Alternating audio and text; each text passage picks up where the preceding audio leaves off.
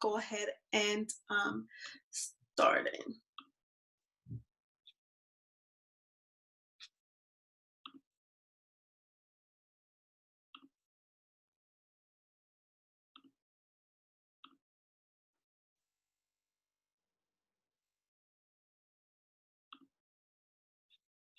Hi everyone, today we're actually doing something new for our webinars, and we are going live on Facebook.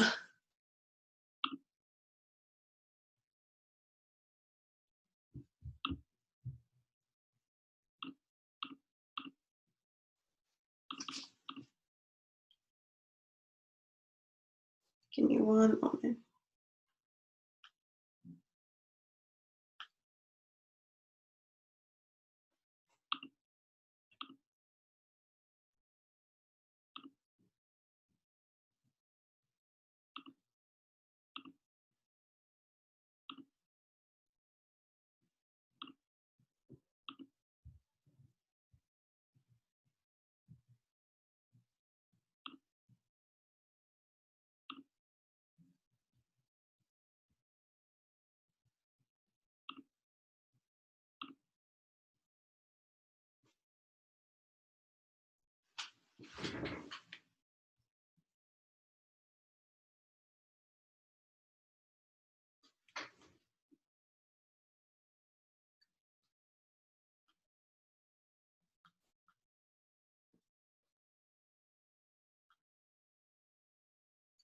Sorry, I'm having some difficulties with Facebook Live.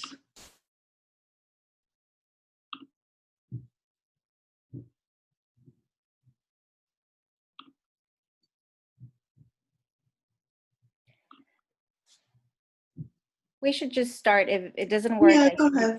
It's fine. All right, let's get started.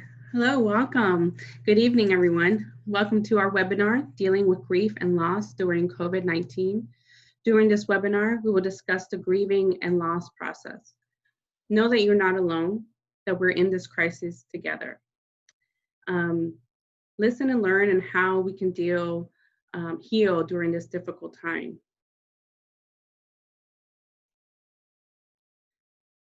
My name is Inés Gomez, and I am part of the Mujeres de ACE DC McLean Alumni Chat Board. I am a graduate of the Washington, DC 2015 cohort, DC Poderosas. Today's webinar is hosted by Mujeres de ACE DC McLean Board. Due to social distancing measures in place, the board is currently planning virtual events. Later in the webinar, I will share information about the upcoming webinar.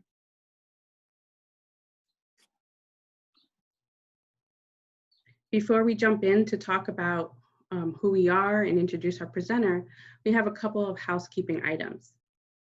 We want to hear from you, so feel free to ask any questions. And if you're using Zoom web app, you can use the Q&A icon at the bottom of your screen. Please type your questions there. If you're using the web browser, you will not see this function. Instead, click the chat icon at the bottom of your screen, and we will forward your questions to the correct panelists. In order to ensure that all participants are able to hear you clearly, all microphones will be muted. If you're having a hard time hearing the webinar at any point, please let us know via the chat function at the bottom of your screen. We will also encourage you to dial in with your phone if you're having a hard time hearing through your computer. We will answer any questions for each of the presenters at the end of the webinar. We encourage you to submit these questions as they arise.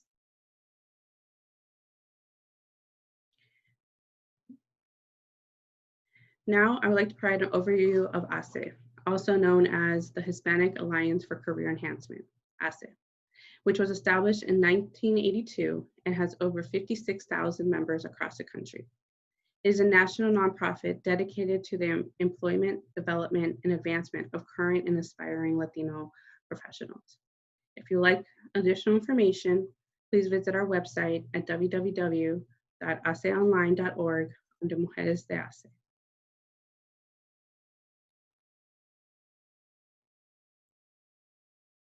Mujeres de Hace is a women's professional and leadership development program geared to empower Latinas to succeed professionally and thrive personally.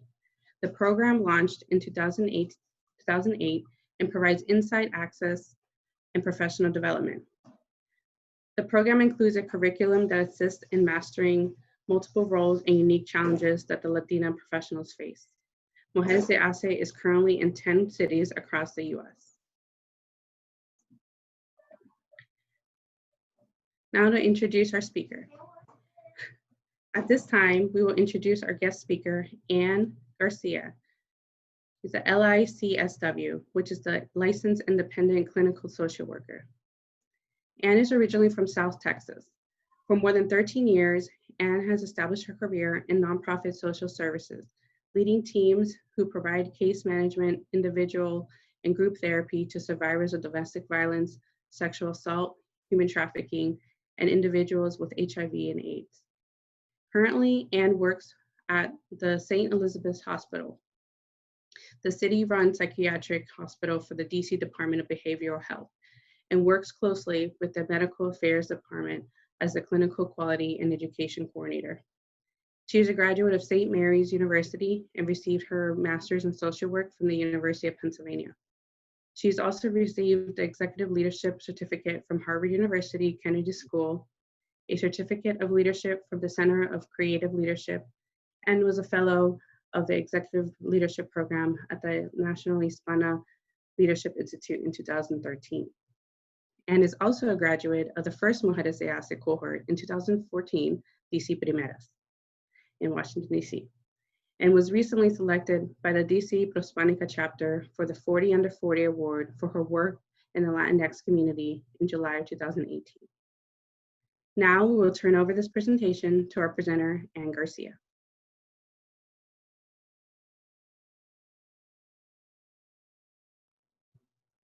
Good afternoon, everyone. Thank you for inviting me to speak today on such an important topic with our current circumstances of everyone adapting to living with COVID-19. And I will discuss more in detail the losses that many of you might have experienced or may witness through your loved ones.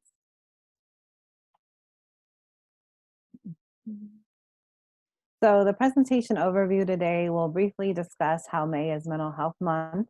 We'll talk about examples of losses, the grieving process, moving forward in life after a loss, how to support others who may be going through a loss, and if you yourself are going through a loss, how to seek help.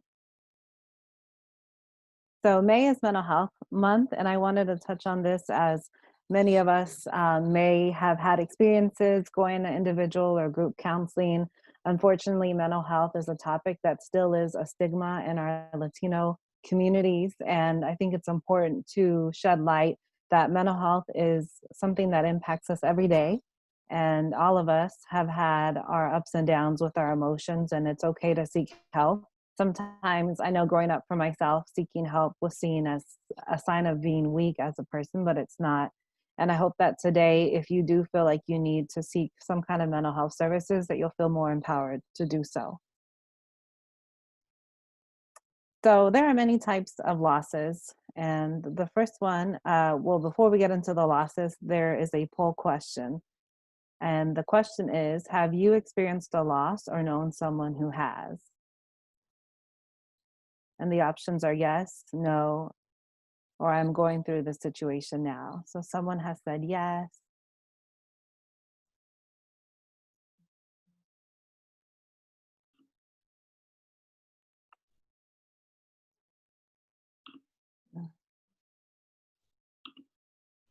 All right, so it says that 75% of our audience has experienced a loss or known someone who has, and then 25% of our audience is going through the situation right now. So again, I hope this presentation can help you navigate this challenging time in your life.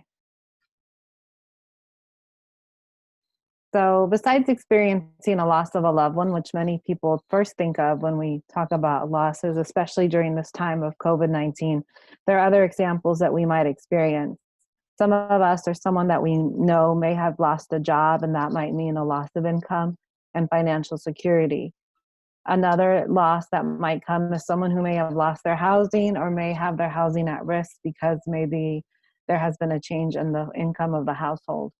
A loss of a physical vocation or educational spaces. Some of us may have not been able to go to school, to college. Some of us might not be able to go to our work because of the COVID-19 crisis. A loss of ability to obtain desired objects easily. This means that maybe we can't freely move around like we're used to. Maybe we can't just go get a cup of coffee or meet up with our friends for dinner. Now we have to think about when we leave the house more thoroughly. We have to be prepared to carry masks, gloves, hand sanitizer. We have to be maybe quick in what we're going to go obtain from the store. So these are many losses that maybe we took for granted before COVID-19 that we never thought we'd have to take a step back and think about before moving through our daily activities. And if you're working from home, you might have a cramped living space, and then to bring home to be able to work might be a difficult challenge for some of us who might live in small spaces or have children or partners, and that can give us a sense of a loss of autonomy in our spaces. Our personal losses. Some of us might have had a major disruption to our plans and our experiences. Some of those examples might be our graduation. Maybe some of us had been wanting to see a loved one cross the stage at high school or college, and unfortunately, due to COVID-19, those events have been canceled or maybe postponed. Proms for people who are in high school, baby showers, being able to celebrate bridal showers, other life changes. Maybe weddings have been canceled or postponed, or have had to change and doing it online for a virtual audience. And our vacations, maybe some of us have been planning a vacation for a long time, and unfortunately those plans have been changed or canceled. And then a major shift in our autonomy and our personal agency, again, being able to freely move around the world as we normally would have. Now we have to maybe think about our trips to the store more than we might have had 6 months ago. And the loss of the idea that we're invincible. Many of us might have seen people who seemed healthy, who may have not had any pre-existing medical health conditions, that have gotten sick with COVID-19. So the thought that maybe because we're young or we're healthy, it doesn't necessarily mean that we're safe from getting infected and having long-lasting impacts of that. And the fact that we might have thought we were in control of our lives with this situation with COVID-19, a lot of us have maybe felt that we've lost control, because maybe some of our experiences that we were planning for have been changed or canceled due to this pandemic that we're in. Relational losses. So a lot of times right now, some of us might not be able to visit our loved ones as freely, especially for those that might have loved ones that are in a nursing home or a rehab center. Maybe visitors aren't allowed. If someone gets sick and goes to the hospital, they might not be able to bring a loved one. They might not be able to have visitors if they're delivering a child. Fear of death. Maybe we are more afraid to die. This COVID-19 crisis has brought a lot of feelings around people's thoughts about death. Or if you have an elderly relative or someone who might have a low immune system, the fear of them getting sick is more real than maybe it was a few months ago. And then our roles. Sometimes our roles that we were able to be independent and we were able to afford our expenses. And if we've had a loss of employment or a change in our income, maybe those roles that we might have been the breadwinner in our family or the person that somebody could always depend on may have been shifted or taken away given the circumstances that we are living in currently. So the grieving process. The next steps that I'll discuss are from Elizabeth Kubler-Ross, who was a founder of the Stages of Dying, and we'll go through each one. So I thought this quote was a nice one to go over for her. She said that the most beautiful people we have known are those that have known defeat, suffering, known struggle, known loss, and have found their way out of the depths. These persons have an appreciation, a sensitivity, and an understanding of life that fills them with compassion, gentleness, and a deep loving concern. Beautiful people do not just happen. And as we know, change in life is constant. And sometimes when we do have changes that involve some kind of a loss, we feel a sense of denial. We might feel that a denial is an intellectual and an emotional rejection of reality. And a lot of times, denial is a defense mechanism. Sometimes when we first experience a loss, we have to might not want to believe that it's true just because that keeps us sane in the moment. And all of these stages that I'm going through can happen in any order. Usually denial is the first stage of grieving, but again, as we go through this, you might feel these emotions at different points, or maybe sometimes a few of them in one day. Anger. A lot of times people associate anger with a negative emotion. And a lot of times in the mental health counseling program or process that you might attend, anger is actually a way for you to feel empowered. And the anger that you feel inside can help you make a change in your life. Sometimes the underlying feeling of anger is also fear. We might become hostile. We might want to blame others. We might engage in power struggles, and we might try to put our anger on other people. We might not want to comply with the rules. So anger can be seen in many different forms. And it also is a stage of grieving, because sometimes we're angry about the reality that we're in. We're angry that we lost someone that we love. We're angry that we lost our job or some kind of other loss that maybe disrupted our everyday lives and routines. And anger also manifests itself in our body. You might feel more headaches. A lot of people that I work with who are going through the grieving process say they get tension headaches, they feel tired, they might have trouble sleeping, they might feel that their blood pressure is going really high or low. Sometimes your chest might feel tight. You might have a fast or a lower heartbeat. So there's many ways that anger can manifest itself in our bodies. Bargaining. A lot of times bargaining is what if. If I would have done this, maybe this would have not have happened. It's when denial starts to break down. We try to find some kind of a reason, a compromise to make sense of the loss that we've experienced. Depression. A lot of times people use depression as a term that maybe sometimes isn't what depression is. Clinically, usually depression means that you have had some of the feelings on here over a period of 2 weeks. Sometimes it's consistent. You might feel sad, a lack of sleep, a lack of appetite, or maybe an increase in appetite. You might be over sleeping too much or sleeping too little. You might have difficulty concentrating. So with depression, it really is a cycle of emotions, and it impacts our daily functioning. Another root of depression is feeling hopelessness. Sometimes we feel like we can't see past the day. Sometimes depression makes us feel like we're hopeless, like we don't have power or control in our lives. We might also feel self-pity, and might also think that we don't have an interest in doing our activities. Maybe if you lost a loved one, you might not be looking forward to the holidays because maybe you were used to having a traditional dinner or doing traditional activities that maybe you won't be able to do anymore. So depression also manifests itself in different ways. And it also can hurt physically. Like in the last slide of anger, depression can make us feel tension in our bodies. And because maybe we're not sleeping enough, we can also have other symptoms like headaches, stomach issues. A lot of times when I work with clients who are depressed, they sometimes don't realize that when they're overeating, they're really feeling a void that they feel emotionally. And a lot of times people who have depression either have fluctuations in their appetite, they might not feel like eating, they might be overeating, and their weight also might fluctuate as well. Bereavement. This is another term for grieving.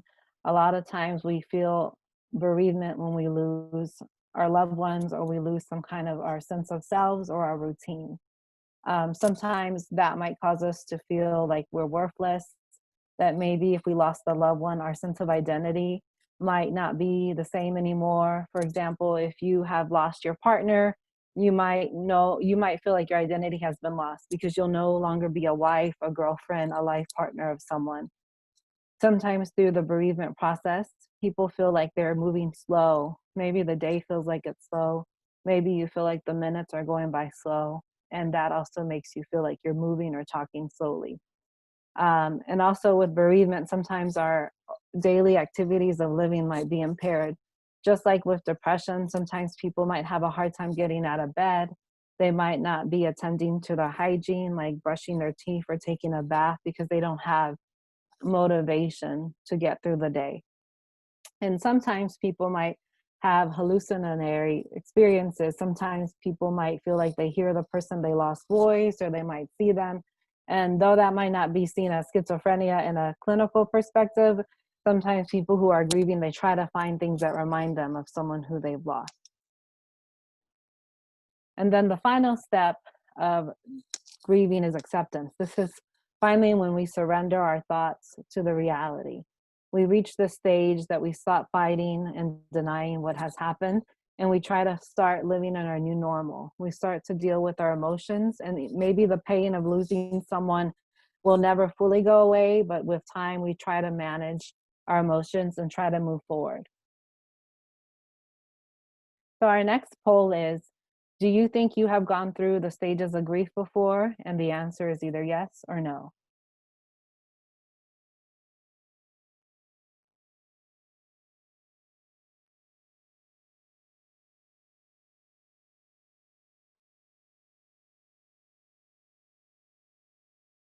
So 87% of our audience says that they have gone through the stages of grief, and 13% have said no. So thank you for participating. And again, these are just stages of grief through Elizabeth Kubler-Ross, but it might look different to you, and you might have not gone through some of these stages. So how do you move forward after a loss? A lot of times it involves being positive. That includes not just with your thought process, but also trying to engage in positive activities, whether that's reaching out to someone that you trust, trying to connect with others. But it also starts with yourself. You have to have a sense of belief that you can survive and thrive. I always tell my clients when they're going through some kind of loss to think about other difficult times in their life. Maybe they've lost a job in the past, they might have lost a friendship, a loved one. I try to ask them, how did you get through that time? You're still here today. So there must have been something that worked for you back then. So whatever those tools or resources that you had in the past to help you get through a loss, I always ask them to think about if any of those tools might work in the situation of loss that they're in now.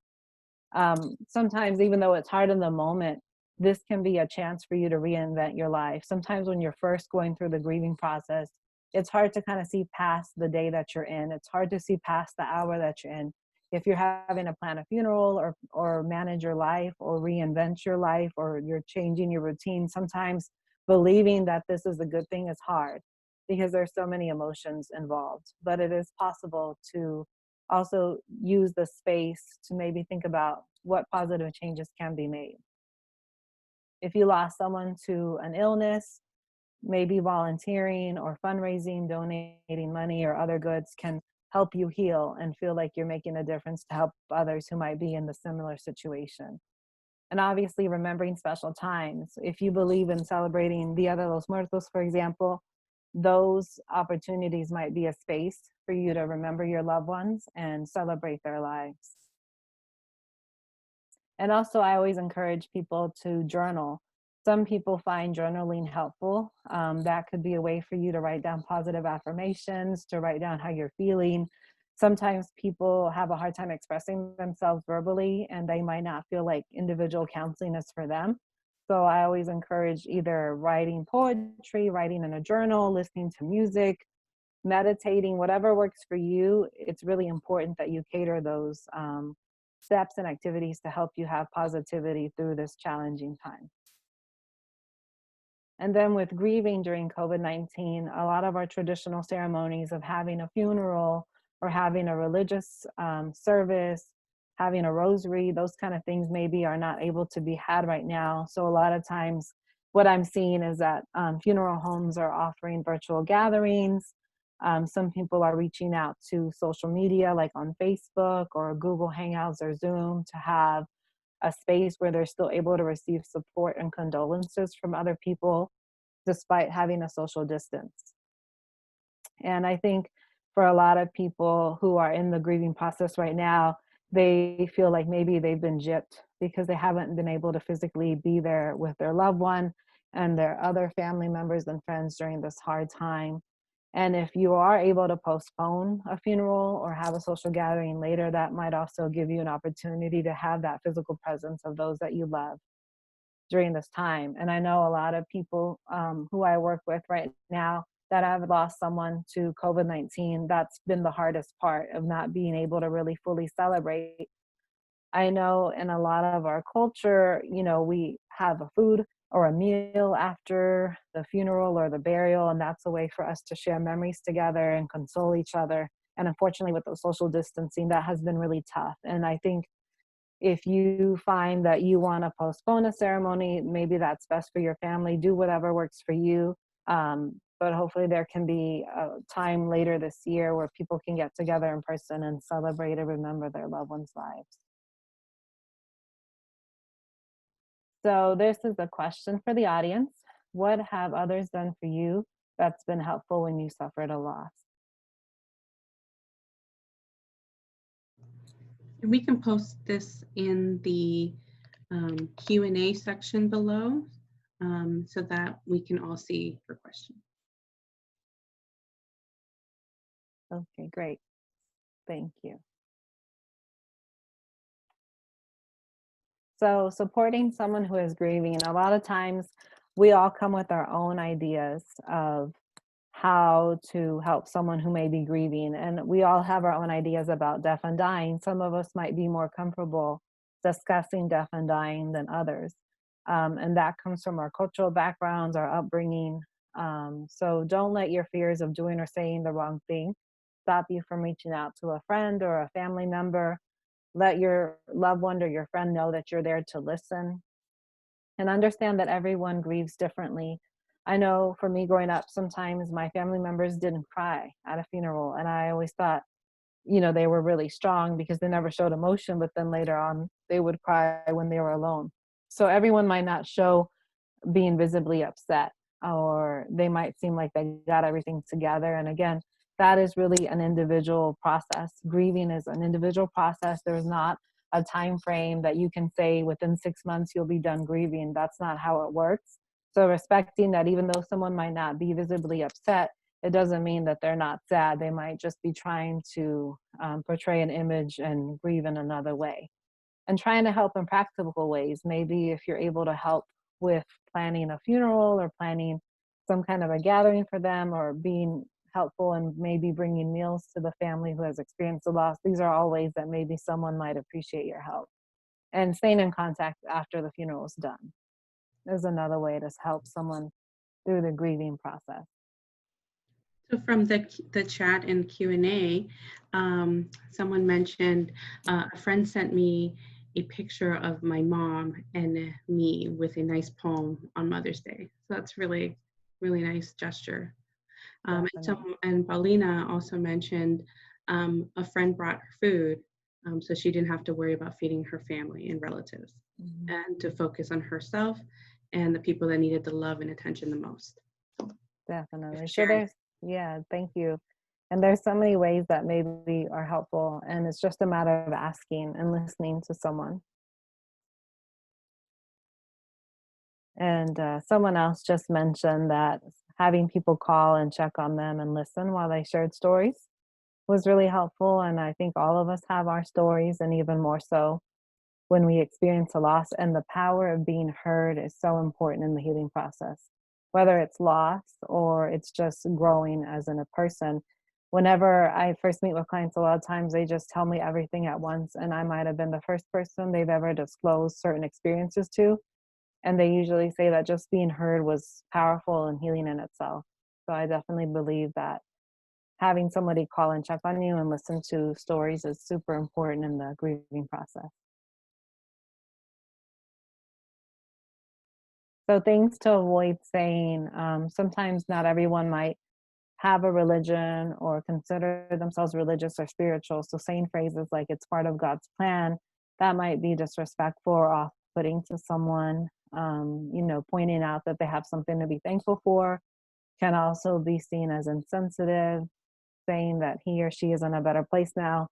I know a lot of times people say like, oh, they're no longer suffering. But then again, we might not know that person's story or the situation as to how they passed away. So it's better to try to not mention someone being in a better place after they die, because again, we might not be aware of everything that happened. And also saying this is behind you now, it's time to move on on with your life.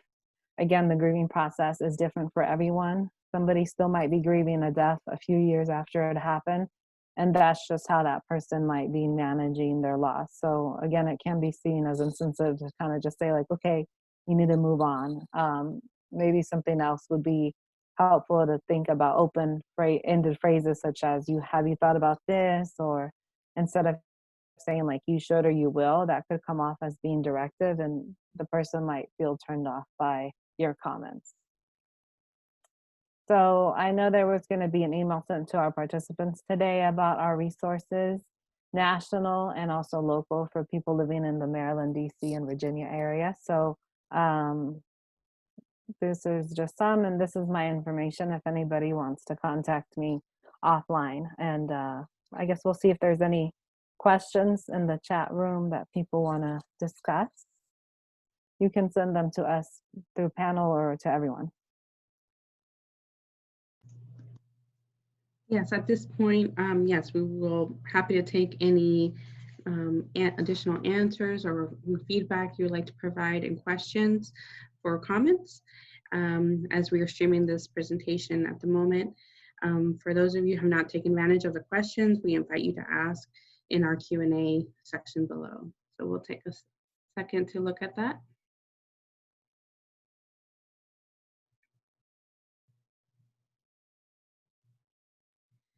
Question came in from Lourdes. How do you deal when the death happened in Mexico and you're unable to travel to get closure? Sure, I would suggest again reaching out to people that you trust and talking about, your situation, maybe confiding in them, sharing memories with them. If possible, if you are able to maybe, and you feel comfortable, having someone record the funeral or whatever ceremony is being had, that might be another way to feel, a part of the grieving process. But I definitely think it would be important to reach out to people here in the US and others that might be in Mexico to get support.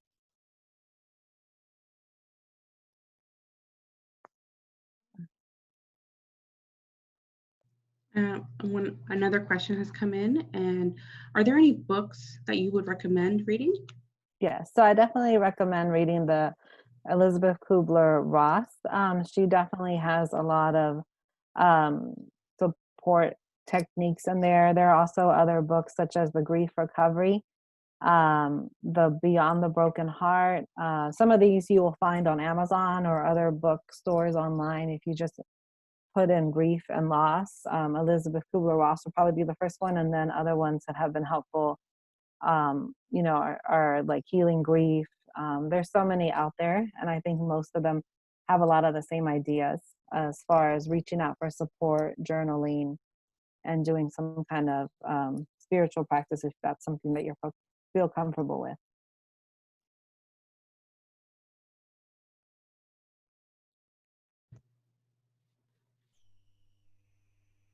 And are there any experiences that that you've heard at the moment that's been happening that you would maybe like to share, and maybe it could help somebody listening to this webinar? Sure. So something that I've done in the past when I've done support groups on grief has been celebrating Dia de los Muertos, and that's not just something that happens in November, but it can happen all year round.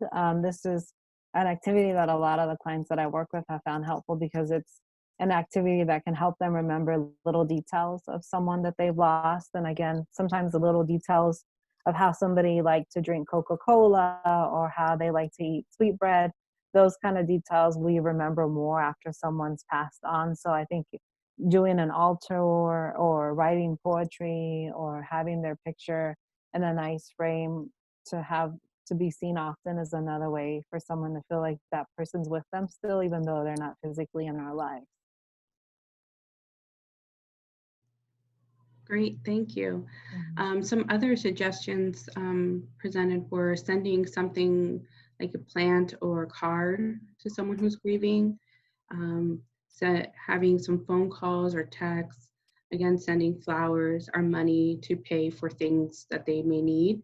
Around, so I know for personal experience, I know some people are just asking for donations for everyday expenses, or to help cover medical costs. So there are quite a bit of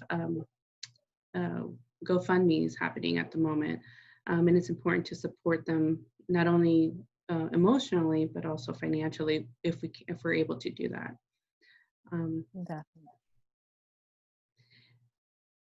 So does anyone else have any additional questions, or there's a story that you would like to share? We also have a anonymous, if you would like to be anonymous as well. We're here for you, and we want this to be an interactive experience. And many of us are grieving in different ways at the moment. So this is an opportunity to speak with someone who can help you.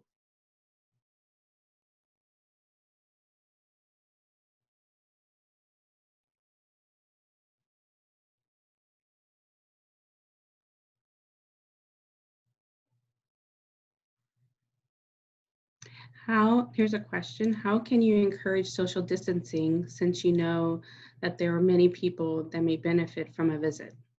Mhm. So there's different ways. Sometimes if you're able to maybe have like talking through a window, I know I've seen people do that at nursing homes locally. People have been able to visit family members through a window and maybe have a way to communicate with them on the phone just so they can visibly see the person. Also maybe just wearing a mask, and obviously if you're in outside with someone, if you feel comfortable doing that with a mask on and talking to someone and keeping your distance is another way.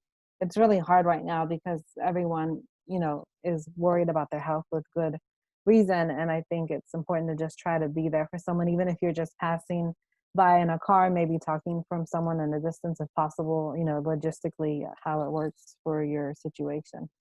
I think somebody posted something. Oh, Yes, we have another suggestion: sending food to them. Acts of service speak just as loudly as a visit. definitely. And it reminds me of the Maya Angelou quote, like somebody might forget what you said, but they won't forget how you made them feel. And I think in the grieving process, even just passing by to wave or dropping off food or a small gift or contributing a donation is a way to help somebody feel that they're cared and loved for.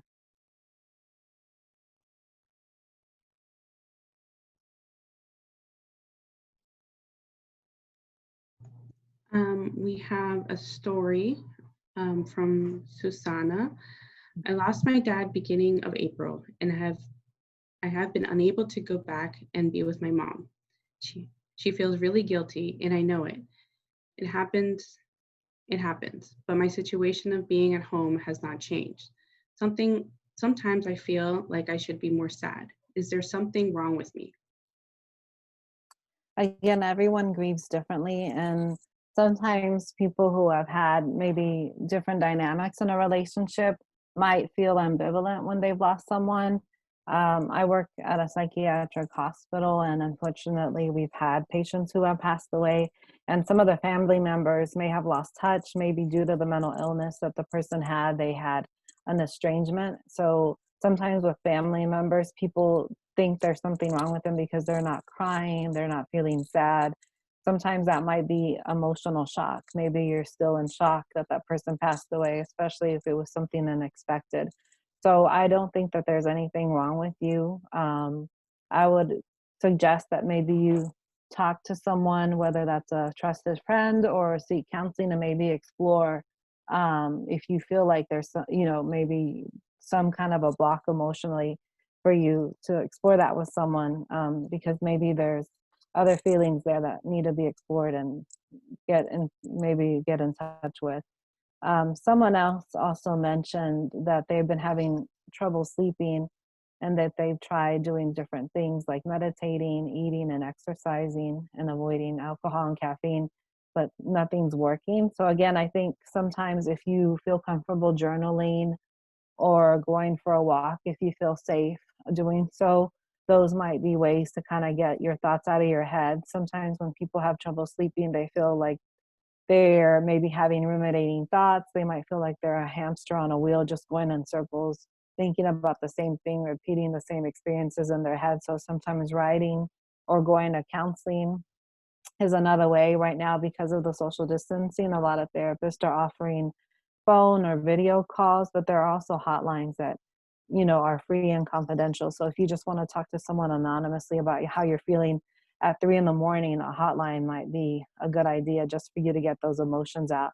A lot of times when people have trouble sleeping, it's really more of a mental block than, not drinking alcohol or caffeine, because a lot of what we have is kind of a buildup of our thoughts and emotions. And trouble sleeping usually requires some kind of outlet, whether that's talking or exercising or journaling of some kind. Another anonymous, someone wrote, it bothers me to hear people say, let me know if you need anything instead of doing something. That's an easy way out. Mhm. Yeah.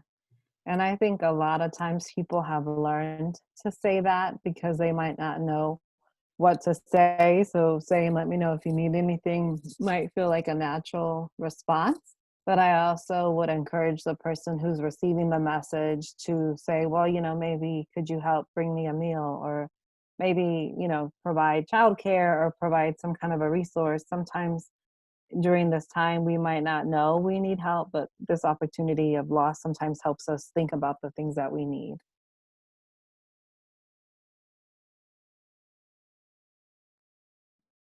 Somebody wrote on the Q&A about they're having a hard time keeping the death of their grandmother from their mom, who's in a memory care facility, and they can't tell her because of COVID-19, and they're not sure how the mother will react and how they'll be able to console her since she has memory issues. So this one is a really tough one. And I have seen this in the work that I do when people have had a death in the family and the loved one, such as their spouse or their child, has a memory issue. A lot of times I would suggest talking to the staff at the memory care facility, talking to them about ways that maybe might be helpful to let their mom know if they decide that's the best course of action. It really is a case by case basis. But I would definitely try to talk to the staff where your mother is located at to get more background on how she's doing. Sometimes, even though you might have a setup plan of how to deliver the news, the person might not be able to really understand because of their memory problems being a barrier. So again, if they're recommending for you not to tell her until it's over, then I would, think about with your family members now, like how do you want to tell her when you can? And how can the facility that she's at and how can you all provide resources to her to deal with the loss when she is able to recognize that her mother has passed away?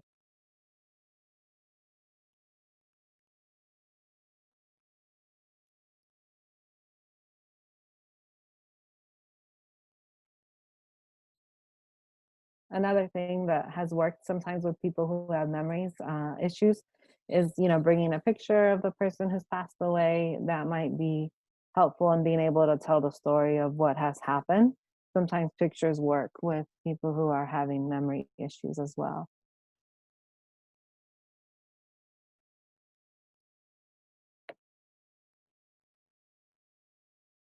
And these are all really good suggestions. And thank you so much for sharing your experiences with everyone. All of this can be helpful for someone out there who's going through the healing process.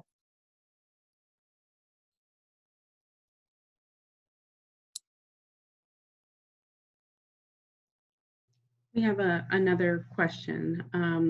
How do I control my anger at people not social distancing when I had multiple deaths from COVID in mind? Yeah, this one's a tough one. I actually was reading an article about this the other day. I think it's really hard because sometimes people don't really take things seriously until it hits home for them. So, unfortunately, since you've had multiple deaths due to this virus, I can't even imagine how hard it is. But I would just again, try to educate people if you feel it's appropriate in the moment. Again, if you're at the store and people aren't social distancing, that might not be the best way to educate people. But I would just say trust your gut feeling. If you see people who you know who aren't social distancing and you feel comfortable telling them about your experiences, that might be a way to let other people know that this is something serious and it's not something to be taken lightly. But I would also say for yourself, since you can control yourself, and unfortunately we can't always control others' behaviors, I would just suggest that again, you work through your anger and maybe talk to someone that you trust or seek counseling, just because that can be another outlet for you to explore your feelings and help you with the healing process.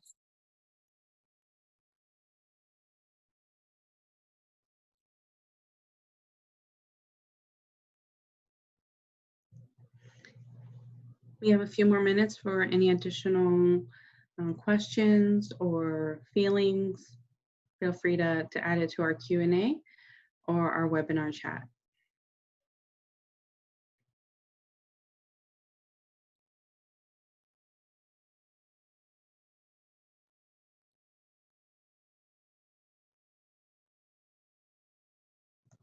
So I have a question about Ahmad,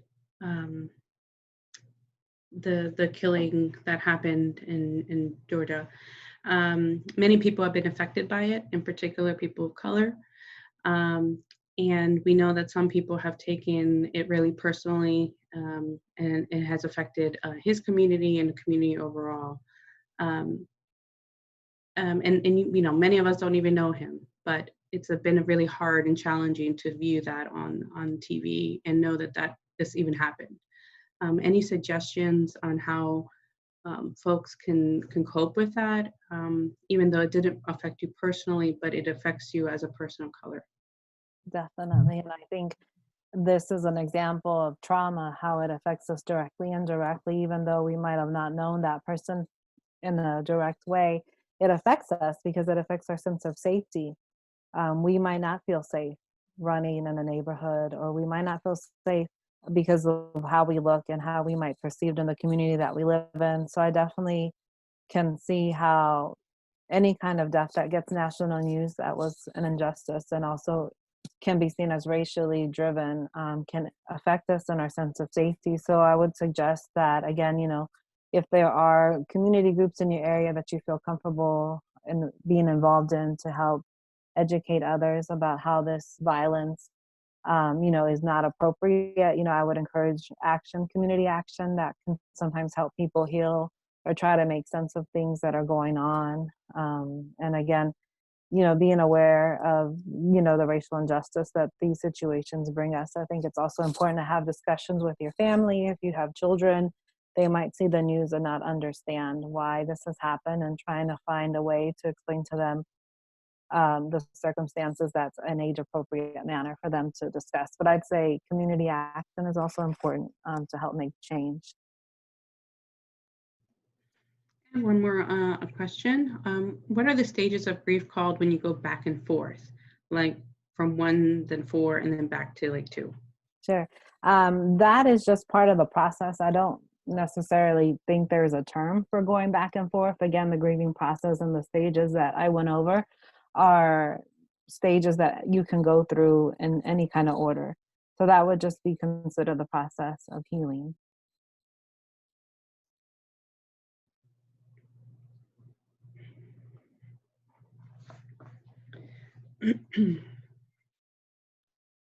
Okay.